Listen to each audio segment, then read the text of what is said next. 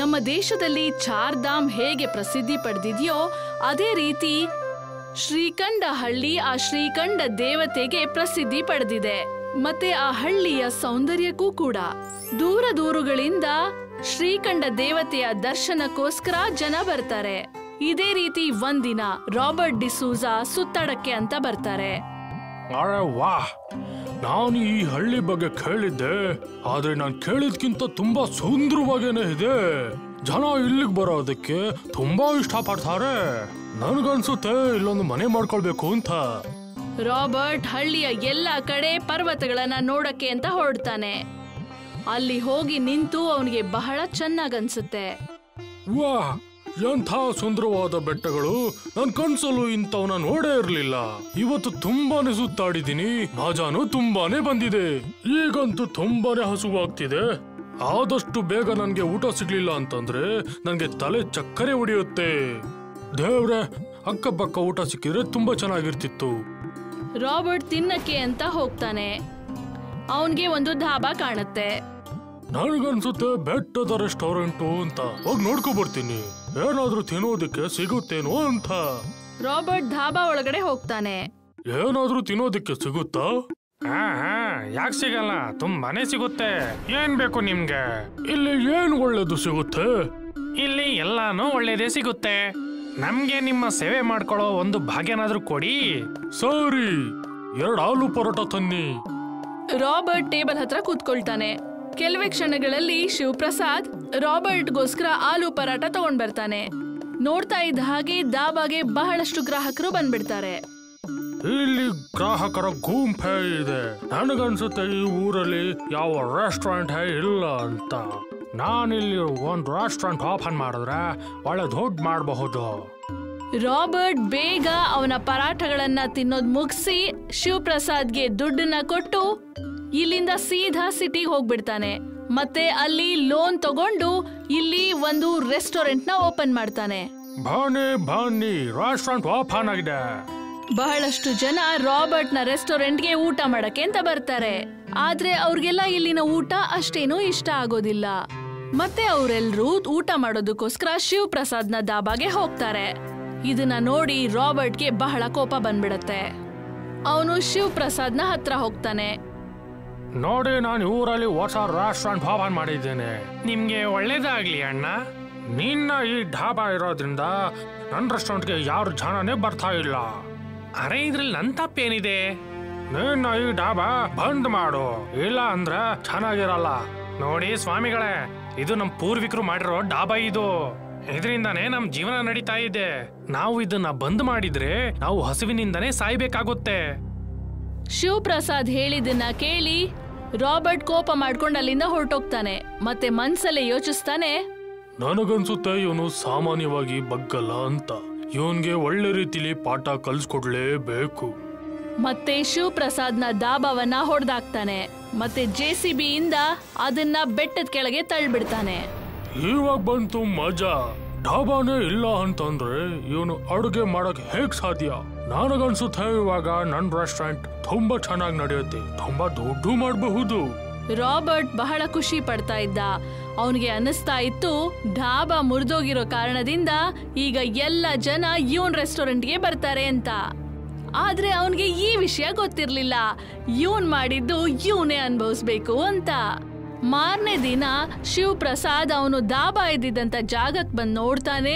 ಅಲ್ಲಿ ದಾಬಾ ಇರೋದೇ ಇಲ್ಲ. ಅಯ್ಯೋ, ನನ್ ಡಾಬಾ ಎಲ್ಲಿಗೋಯ್ತು? ನನ್ ಕತೆ ಮುಗೀತು, ನಾನಂತೂ ನಾಶವಾಗೋದೆ. ಶಿವಪ್ರಸಾದ್ ಈ ಕಡೆ ಆ ಕಡೆ ದಾಬಾವನ್ನ ಹುಡುಕ್ತಾನೆ. ಮತ್ತೆ ಹುಡುಕ್ತಾ ಹುಡುಕ್ತಾ ಅವನು ಪರ್ವತದ ಕಡೆ ಹೋಗ್ತಾನೆ. ಅಲ್ಲಿ ಅವನ ದಾಬಾ ಮುರಿದು ಬಿದ್ದಿರತ್ತೆ. ಅವನು ನೋಡಿ ಜೋರಾಗಿ ಅಳಕ್ ಶುರು ಮಾಡ್ತಾನೆ. ಇದು ನನ್ನ ಪೂರ್ವಜರ ಗುರುತಾಗಿತ್ತು, ಇದೆಲ್ಲ ಹೇಗಾಗಕ್ ಸಾಧ್ಯ? ಇನ್ನೊಂದು ಕಡೆ ಶ್ರೀಕಂಠ ದೇವರು ಒಂದು ಪಂಡಿತರ ವೇಷ ಧರಿಸಿ ಅಲ್ಲಿ ಸುತ್ತಾಡಕ್ಕೆ ಅಂತ ಬಂದಿದ್ರು. ಅವರು ಎಲ್ಲದಕ್ಕೂ ಮುಂಚೆ ರೆಸ್ಟೋರೆಂಟ್ಗೆ ಹೋಗ್ತಾರೆ. ತುಂಬಾ ಹಸಿವಾಗುತ್ತಿದೆ ಮಗು, ಬಹಳ ದಿನದಿಂದ ಏನೂ ತಿಂದಿಲ್ಲ, ತಿನ್ನೋದಿಕ್ಕೆ ಏನಾದ್ರೂ ಕೊಡ್ತೀಯಾ? ಫಕೀರ್ ಬಾಬಾ ಅವರು ಬಹಳನೇ ದಯನೀಯವಾಗಿದ್ರು. ಅವರ ಬಟ್ಟೆ ಹರಿದು ಬಿಟ್ಟಿತ್ತು, ಮತ್ತೆ ಕಾಲಲ್ಲಿ ಚಪ್ಪಲಿ ಕೂಡ ಇರ್ಲಿಲ್ಲ. ಏ ಭಿಖಾರಿ ಸನ್ಯಾಸಿ, ನೀನು ಹೊರಗೆ ಬರಕ್ಕೆ ಹೇಗ್ ಸಾಧ್ಯ? ಹೊರಟು ಹೋಗು ಇಲ್ಲಿಂದ. ಮಗು, ಈ ತರ ಎಲ್ಲ ಹೇಳ್ಬೇಡ. ನನಗೆ ತುಂಬಾ ಹಸಿವಾಗಿದೆ. ನನಗೆ ಊಟ ಕೊಟ್ರೆ ನಿಂಗೆ ಪುಣ್ಯ ಸಿಗುತ್ತೆ.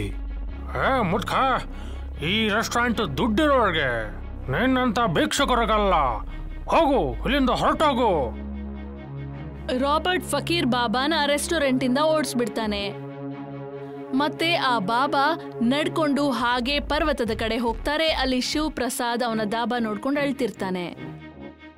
ಏನಾದ್ರೂ ತಿನ್ನೋದಕ್ಕೆ ಕೊಡು ಮಗು, ತುಂಬಾ ದಿನದಿಂದ ಹಸಿವಿನಲ್ಲಿದ್ದೀನಿ. ಬಾಬಾ, ನಿಮ್ಗೆ ಕೊಡೋದಿಕ್ಕೆ ನನ್ನ ಹತ್ರ ಏನೂ ಸಹ ಇಲ್ಲ. ಮಗು, ನಾನು ಹಸಿವಿನಲ್ಲಿರೋ ಒಬ್ಬ ಸಾಧು. ನೀನು ಪ್ರೀತಿಯಿಂದ ತಂಗಳನ್ನ ಸಹ ಕೊಟ್ರು ನಾನು ಅದನ್ನ ತಿಂತೀನಿ. ಆದ್ರೆ ನನ್ನ ಎಲ್ಲ ಆಹಾರ ಕೂಡ ಹಾಳಾಗೋಗಿದೆ. ಇಲ್ಲಿ ನೋಡಿ, ನಾನು ಅಡಿಗೆ ಮಾಡೋ ಪದಾರ್ಥಗಳು ಕೂಡ ಇಲ್ಲಿ ಭೂಮಿ ಮೇಲೆ ಬಿದ್ದಿದೆ. ಫಕೀರ್ ಬಾಬಾ ನೋಡ್ತಾರೆ, ದಾಬಾಲಿಟ್ಟಿದ್ದಂತ ಆಹಾರ ಪದಾರ್ಥಗಳು ಎಲ್ಲ ಚಲ್ಲ ಪಿಲ್ಲಿಯಾಗಿ ಬಿದ್ದಿರ್ತವೆ. ಮಗು, ನೀನು ಇಷ್ಟಪಟ್ರೆ ಇದನ್ನ ಬಳಸ್ಕೊಂಡು ಸಹ ನೀನು ಈ ಬಡವನ ಹೊಟ್ಟೆ ತುಂಬಿಸಬಹುದು. ಸರಿ ಗುರುಗಳೇ. ಶಿವ್ ಪ್ರಸಾದ್ ಕೆಳಗೆ ಬಿದ್ದಿರುವಂತ ರಾಷನ್ಗಳನ್ನ ಒಂದ್ ಕಡೆ ಸೇರಿಸ್ತಾನೆ. ಮತ್ತೆ ಬಾಬಾಗೆ ಊಟ ಮಾಡಿಸ್ತಾನೆ. ಅದರಿಂದ ಫಕೀರ್ ಬಾಬಾ ಹೊಟ್ಟೆ ಹಸಿವು ನೀಗುತ್ತೆ. ನೀನು ಈ ಬಡವನ್ಗೆ ಊಟ ಕೊಟ್ಟು ಹಸಿವು ನೀಗಿಸಿದೀಯಾ, ಪ್ರೀತಿಯಿಂದ ಹೊಟ್ಟೆ ತುಂಬಿಸಿದೀಯಾ. ಈಶ್ವರ ನಿನ್ನ ಎಲ್ಲ ದುಃಖಗಳನ್ನ ದೂರ ಮಾಡ್ತಾನೆ. ಫಕೀರ್ ಅವರ ಆಶೀರ್ವಾದ ಫಲಿಸಿದಾಗ ಆ ದಾಬೆಯ ಸುತ್ತ ಒಂದು ಕಾಮನ ಬಿಲ್ಲು ಮೂಡುತ್ತೆ. ಈಶ್ವರ ನನ್ನ ಹತ್ರ ಕೋಪ ಮಾಡ್ಕೊಂಡಿದ್ದಾನೆ ಸ್ವಾಮಿ. ನೋಡಿ ನನ್ನ ಡಾಬಾದ ಪರಿಸ್ಥಿತಿ ಏನಾಗಿದೆ ಅಂತ. ಶಿವ್ ಪ್ರಸಾದ್ ಹಿಂದೆ ತಿರುಗಿ ಅವನ ಧಾಬಾವನ್ನ ನೋಡ್ತಾನೆ. ಅವನು ಅಚ್ಚರಿಗೊಳ್ತಾನೆ. ಧಾಬಾ ಪೂರ್ತಿ ಕಾಮನ ಬಿಲ್ಲಿನಿಂದ ಸುತ್ತುವರೆದು ಬಿಟ್ಟಿರುತ್ತೆ. ಮತ್ತೆ ಬಹಳ ಸುಂದರವಾಗಿ ಕಾಣ್ತಿರುತ್ತೆ. ಎಂತ ಚಮತ್ಕಾರ ಆಗೋಗಿದೆ ಅನ್ಸುತ್ತೆ. ಈಶ್ವರ ನಿನ್ಗೆ ಸಹಾಯ ಮಾಡಬೇಕು ಅಂತ ಇದ್ದಾನೆ. ಆದ್ರೆ ಈ ಇಂದ್ರಧನುಸು ಕೆಲವು ಸಮಯಗಳಲ್ಲಿ ಮಾಯ ಆಗೋಗುತ್ತಲ್ಲ. ಏನನ್ಕೊಂಡೆ? ಶ್ರೀಕಂಠ ದೇವರು ಇಲ್ಲಿಂದ ಮಾಯ ಆಗೋಗಿದ್ದಾನೆ ಅಂತ ಅನ್ಕೊಂಡ? ಇಲ್ಲ, ಅವರು ನಮ್ ಜೊತೆಗೆ ಇದ್ದಾರೆ, ಯಾವಾಗ್ಲೂ ಇಲ್ಲೇ ಇರ್ತಾರೆ. ಹಾಗಾದ್ರೆ ಶ್ರೀಕಂಠ ದೇವರು ಯಾವಾಗ್ಲೂ ಇಲ್ಲೇ ಇದ್ರೆ ಅವರ ಆಶೀರ್ವಾದ, ಇಂದ್ರಧನುಷು ಯಾವಾಗ್ಲೂ ನಿನ್ ಜೊತೆ ಇದ್ದೇ ಇರುತ್ತೆ. ಗೊತ್ತಾಯ್ತಾ? ಇಷ್ಟನ್ನ ಹೇಳಿ ಫಕೀರ್ ಬಾಬಾ ಅಲ್ಲಿಂದ ಹೊರಟ್ಬಿಡ್ತಾರೆ. ಶಿವ್ ಪ್ರಸಾದ್ ಅವರು ಹೋಗೋದನ್ನೇ ನೋಡ್ತಿರ್ತಾನೆ. ಅವರು ಶಿವ್ ಪ್ರಸಾದ್ನ ಕಣ್ಣಿಂದ ಮಾಯವಾದ ಕೂಡ್ಲೆ ಶಿವ್ ಪ್ರಸಾದ್ ತಿರುಗಿ ನೋಡ್ತಾನೆ. ಆಗ ಕಾಮನ ಬಿಲ್ಲು ಇನ್ನೂ ದೊಡ್ಡದಾಗ್ಬಿಟ್ಟಿರುತ್ತೆ. ಈಗ ಅವನ ಢಾಬಾ ಕಾಮನ ಬಿಲ್ಲಿನಿಂದ ಪೂರ್ತಿಯಾಗಿ ಸುಂದರವಾಗಿ ಕಾಣ್ತಿರುತ್ತೆ. ಅಲ್ಲಿ ಹತ್ತಿ ಹೋಗೋದಕ್ಕೆ ಅಲ್ಲಿ ಕೆಲವು ಮೆಟ್ಲುಗಳು ಇದ್ವು. ಶಿವ್ ಪ್ರಸಾದ್ ಆ ಮೆಟ್ಲುಗಳ ಹತ್ತಿ ಮೇಲ್ ಹೋಗಿ ನೋಡ್ತಾನೆ. ಮತ್ತೆ ನೋಡ್ತಾನೆ, ಧಾಬಾ ಪೂರ್ತಿಯಾಗಿ ಬದಲಾಗ್ಬಿಟ್ಟಿರುತ್ತೆ. ಧಾಬಾ ಒಳಗಡೆಯಿಂದ ಹೊಳಿತಿರುತ್ತೆ. ಹೇ ಶ್ರೀಕಂಠ ಮಹಾರಾಜ, ನಿಂಗೆ ಜಯವಾಗಲಿ. ಜನರಿಗೆ ಈ ಕಾಮನ ಬಿಲ್ಲಿನ ಈ ಧಾಬಾ ಬಗ್ಗೆ ತಿಳಿತಾ ಇದ್ದ ಹಾಗೆ ಅವರೆಲ್ಲರೂ ರಾಬರ್ಟ್ನ ರೆಸ್ಟೋರೆಂಟ್ನ ಬಿಟ್ಟು ಈ ಕಾಮನ ಬಿಲ್ಲಿನ ಧಾಬಾ ಕಡೆಗೆ ನಡ್ಕೊಂಡ್ ಬರ್ತಾರೆ.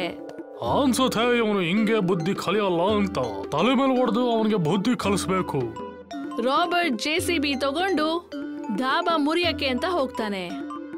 ಅವನ ಮಿಷಿನ್ ಬೆಟ್ಟದ ಮೇಲೆ ಹೋಗ್ತಾ ಇದ್ದ ಹಾಗೆ ಅದು ಜಾರಿ ಕೆಳಗಡೆ ಬಿದ್ದು ಹೋಗ್ಬಿಡತ್ತೆ. ಇದೇನಾಗ್ತಿದೆ? ಈ ತರ ಆದ್ರೆ ನಾನು ನಾಶವಾಗೋಗುತ್ತೇನೆ. ಗ್ರಾಹಕರು ಬರ್ದೇ ಇರೋ ಕಾರಣ ರಾಬರ್ಟ್ನ ರೆಸ್ಟೋರೆಂಟ್ ಬಂದ್ ಆಗ್ಬಿಡತ್ತೆ. ರಾಬರ್ಟ್ನ ಸ್ಥಿತಿಯನ್ನ ನೋಡಿ ಶಿವ್ ಪ್ರಸಾದ್ಗೆ ಅವನ ಮೇಲೆ ಕರುಣೆ ಬರುತ್ತೆ. ಮತ್ತೆ ಅವನು ರಾಬರ್ಟ್ನ ಆ ಇಂದ್ರಧನುಷ್ ದಾಬಾ ಅಲ್ಲಿ ಕೆಲ್ಸಕ್ಕಿಟ್ಕೊಳ್ತಾನೆ. ಈಗ ರಾಬರ್ಟ್ಗೆ ಅವನ ತಪ್ಪಿನ ಅರಿವಾಗ್ಬಿಡತ್ತೆ. ಅದಕ್ಕೆ ಅವನು ಕೂಡ ಶಿವ್ ಪ್ರಸಾದ್ ಹತ್ರ ಕ್ಷಮೆ ಕೇಳ್ತಾನೆ. ಮತ್ತೆ ಮನ್ಸಿಂದ ಕೆಲ್ಸ ಮಾಡಿ ನಿಧಾನವಾಗಿ ಅವನ ಸಾಲನ ತೀರಿಸ್ಕೊಂಡ್ಬಿಡ್ತಾನೆ. ಕಾಮನ ಬಿಲ್ಲಿನ ಧಾಬಾ ಇಡೀ ಸಿಟಿಯಲ್ಲಿ ಫೇಮಸ್ ಆಗ್ಬಿಡತ್ತೆ. ಒಂದೂರಲ್ಲಿ ರೀನಾ ಮತ್ತೆ ಮೀನಾ ಅನ್ನೋ ಅಕ್ಕ ತಂಗಿರಿದ್ರು. ರೀನಾ ದೊಡ್ಡೋಳು, ಮೀನಾ ಅವಳಿಗಿಂತ 2 ವರ್ಷ ಚಿಕ್ಕವಳು. ಇವರಿಬ್ರಲ್ಲಿ ಬಹಳಷ್ಟು ಪ್ರೀತಿ ಇತ್ತು. ಮತ್ತೆ ಇಬ್ರು ಯಾವಾಗ್ಲೂ ಜೊತೆಲಿರ್ತಿದ್ರು. ಅವ್ರ ತಂದೆದು ರೀನಾ ಮೀನಾ ಅನ್ನೋ ಒಂದು ಡಾಬಾ ಇತ್ತು. ಅವರ ತಂದೆಯ ಮೃತ್ಯು ನಂತರ ರೀನಾ ಮತ್ತೆ ಮೀನಾ ಆ ಡಾಬಾನ ನೋಡ್ಕೊಳ್ತಾ ಇದ್ರು. ಮೀನಾ, ನಾಳೆ ನಾವು ತರಕಾರಿಗಳದ್ದು ಸ್ಟಾಕ್ ತಗೊಳಕ್ ಹೋಗ್ಬೇಕು, ಜ್ಞಾಪಕ ಇದೆಯಲ್ಲ? ಹಾ, ನನ್ಗೆ ಚೆನ್ನಾಗ್ ಜ್ಞಾಪಕ ಇದೆ. ನಾನು ಅಂಕಲ್ಗೆ ಹೇಳಿದೀನಿ ಬೆಳಿಗ್ಗೆ ವ್ಯಾನ್ ರೆಡಿ ಇಡ್ಬೇಕು ಅಂತ. ಒಳ್ಳೆ ಕೆಲ್ಸ. ಬಾ, ನಾವಿಬ್ರು ಸೇರಿ ತಿಂಗಳು ಲೆಕ್ಕ ಹಾಕೋಣ. ಇಬ್ರು ಅಕ್ಕ ತಂಗಿರು ಸೇರ್ಕೊಂಡು ಈ ರೀತಿ ಇಬ್ರು ಎಲ್ಲ ಕೆಲ್ಸ ಮಾಡ್ತಾ ಇದ್ರು. ಇಬ್ರಿಗೂ ಒಂದಿನಾನೂ ಮನಸ್ತಾಪ ಆಗೇ ಇಲ್ಲ. ಇಬ್ರು ಬಹಳ ಪ್ರೀತಿಯಿಂದ ಇರ್ತಾ ಇದ್ರು. ಮಾರನೇ ದಿನ ಬೆಳಿಗ್ಗೆ, ರೀನಾ ಎದ್ದೇಳು, ಬಾ, ಬೇಗ ನಾವು ಹೊರಡ್ಬೇಕಲ್ಲ. ರೀನಾ ಯಾವುದೇ ಉತ್ತರ ಕೊಡ್ತಿರ್ಲಿಲ್ಲ. ಆಗ ಮೀನಾ ರೀನಾನ ಮುಟ್ಟಿ ನೋಡ್ತಾಳೆ. ಆಗ ಅವಳಿಗೆ ಗೊತ್ತಾಗತ್ತೆ ರೀನಾಗೆ ಬಹಳ ಜ್ವರ ಇದೆ ಅಂತ. ಅರೆ ಇದೇನು, ರೀನಾ ಶರೀರ ಅಂತೂ ಇಷ್ಟು ಬಿಸಿ ಇದೆಯಲ್ಲ, ಇದ್ದಕ್ಕಿದ್ದ ಹಾಗೆ ಇವಳಿಗೆ ಇಷ್ಟೊಂದ್ ಜ್ವರ ಹೇಗ್ ಬಂತು? ನಾನು ಈಗ್ಲೇ ಯಾವ್ದಾದ್ರೂ ಒಳ್ಳೆ ಡಾಕ್ಟರ್ನ ಕರೆಸ್ಬೇಕು. ಮೀನಾ ಹರಿಯ ಅಂಕಲ್ಗೆ ಹೇಳಿ ಡಾಕ್ಟರ್ನ ಕರೆಸ್ತಾಳೆ. ಡಾಕ್ಟರ್ ರೀನಾನ ನೋಡ್ತಾರೆ ಮತ್ತೆ ಅವಳಿಗೆ ಮಾತ್ರೆ ತಗೊಂಡು ಆರಾಮಾಗಿರ್ಬೇಕು ಅಂತಾರೆ. ಮೀನಾ ಕೂಡ ರೀನಾಗ್ ಹೇಳ್ತಾಳೆ, ನೀನು ಚೆನ್ನಾಗ್ ರೆಸ್ಟ್ ತಗೋ ಅಂತ. ಆದ್ರೆ ಮೀನಾ, ನೀನೊಬ್ಳೆ ಧಾಬಾಗೆ ಹೇಗ್ ಹೋಗ್ತೀಯಾ? ಧಾಬಾ ಹೇಗ್ ನೋಡ್ಕೊಳ್ತೀಯಾ? ನನಗೂ ಈಗ್ಲೇ ಹುಷಾರಿಲ್ದೆ ಆಗ್ಬೇಕಿತ್ತ.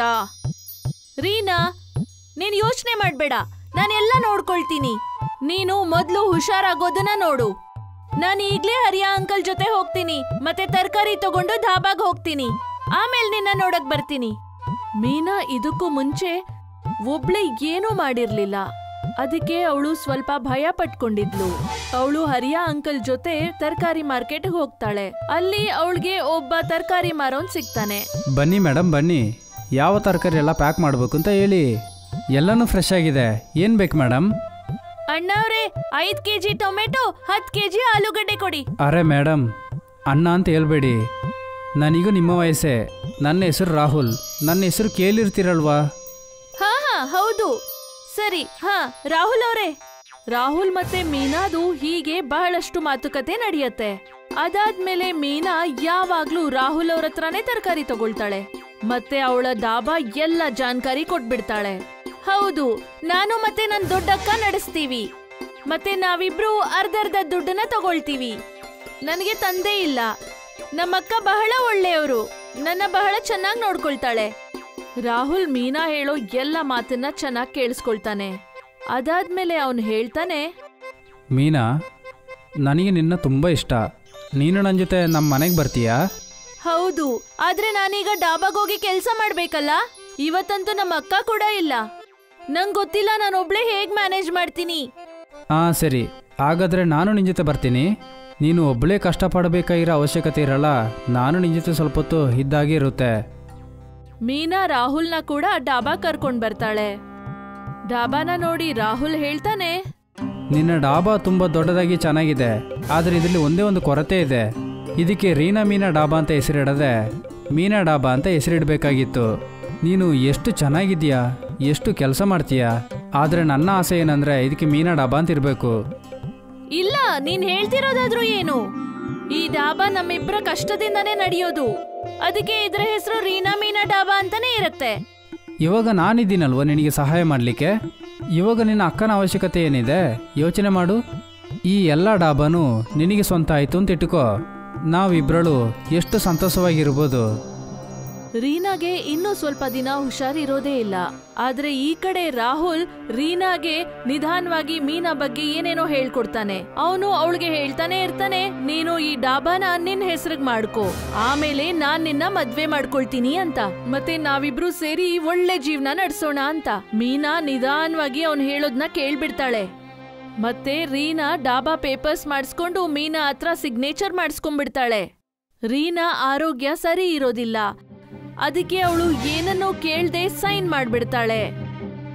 ಅದಾದ್ಮೇಲೆ ಮೀನಾ ರೀನಾ ಮೀನಾ ಡಾಬಾ ಅಂತ ಹೆಸರು ತೆಗೆದು ಮೀನಾ ಡಾಬಾ ಅಂತ ಇಡ್ತಾಳೆ. ಮತ್ತೆ ರಾಹುಲ್ನ ಜೊತೆ ಇರ್ತಾಳೆ. ಈಗ ರೀನಾಗೆ ಆರೋಗ್ಯ ಸರಿ ಹೋಗುತ್ತೆ. ಮತ್ತೆ ಅವಳು ಡಾಬಾಗೆ ಬರ್ತಾಳೆ. ಅವಳು ರಾಹುಲ್ನ ಮೊದಲನೇ ಬಾರಿ ನೋಡ್ತಾಳೆ. ಆದ್ರೆ ರಾಹುಲ್ನ ನೋಡಿದ ತಕ್ಷಣ ಅವಳಿಗೆ ಅವನು ಸರಿ ಇಲ್ಲ ಅಂತ ಅನ್ಸುತ್ತೆ. ಮೀನಾ, ಇದೆಲ್ಲ ನೀನೇನ್ ಮಾಡ್ಬಿಟ್ಟೆ? ನೀನ್ ಈ ರೀತಿ ನಮ್ ಬೋರ್ಡ್ ಯಾಕೆ ಚೇಂಜ್ ಮಾಡ್ದೆ? ಮತ್ತೆ ಈ ಮನುಷ್ಯ ಯಾರು? ಈಗ ಈ ಡಾಬಾ ನಂದು, ನಿಂದು ಇದ್ರ ಮೇಲೆ ಅಧಿಕಾರನೇ ಇಲ್ಲ. ನಿನಗ್ ಬೇಕಾದ್ರೆ ನಾನೇ ನಿನಗೆ ಪೇಪರ್ಸ್ ತೋರಿಸ್ತೀನಿ. ನಿನಗೇನ್ ಒಳ್ಳೇದು ಅಂದ್ರೆ ನೀನು ಮೊದ್ಲು ಇಲ್ಲಿಂದ ಹೊರಟೋಗ್ಬಿಡು. ಮತ್ತೆ ನಾನು ಮತ್ತೆ ರಾಹುಲ್ ಈ ಡಾಬಾನ ಚೆನ್ನಾಗಿ ನಡ್ಸೋಗ್ಬಿಡು. ರೀನಾಗೆ ಗೊತ್ತಾಗ್ಬಿಡತ್ತೆ ಯಾರೋ ಅವಳ ತಂಗಿಗೆ ಎಲ್ಲ ಹೇಳ್ಕೊಟ್ಟಿದ್ದಾರೆ ಅಂತ. ಅವಳು ಆಗ ಜಗಳ ಆಡೋದು ಸರಿ ಇಲ್ಲ ಅನ್ಕೋತಾಳೆ. ಅವಳಿಗೆ ಪೂರ್ತಿ ಅರ್ಥ ಆಗತ್ತೆ ಇದೆಲ್ಲ ಮಾಡಿರೋದು ರಾಹುಲ್ ಅಂತ. ಆದ್ರೆ ಈಗ ಮೀನಾ ಕಣ್ಣುಗಳಲ್ಲಿ ರಾಹುಲ್ನ ಪ್ರೀತಿ ತುಂಬಿಟ್ಟಿತ್ತು. ಅದಕ್ಕೆ ಅವಳು ಅಲ್ಲಿಂದ ಹೊರಟೋಗ್ಬಿಡ್ತಾಳೆ.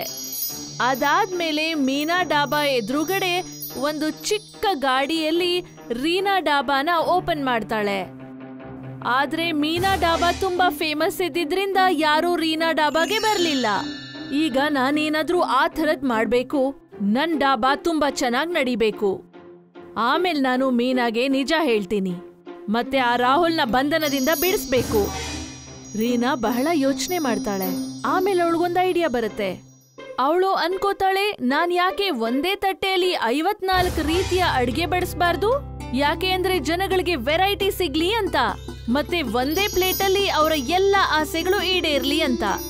ಈ ರೀತಿ ಏನಾದ್ರೂ ಡಿಫ್ರೆಂಟ್ ಆಗಿ ಮಾಡಿದ್ರೆ ಜನಗಳು ಬರೋದು ಶುರುವಾಗುತ್ತೆ ಅಂತ.